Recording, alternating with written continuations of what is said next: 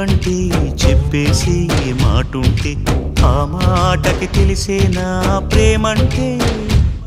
అది చరితలు సైతం చదవని వైనం, కవితలు సైతం పలకని భావం, సరిగమలెరుగని మధురిమ ప్రేమంటే. దరిదాటి ఉరకలు వేసే ఏ నదికైనా తెలిసిందా తనలో ఈ ఉరవడి పెంచిన తొలిచిన కేదంటే. సిరిపై రై ఎగిరే వరకు చేనుకు మాత్రం తెలిసిందా తనలో కనిపించే కళలకు తొలి పిలిపేదంటే.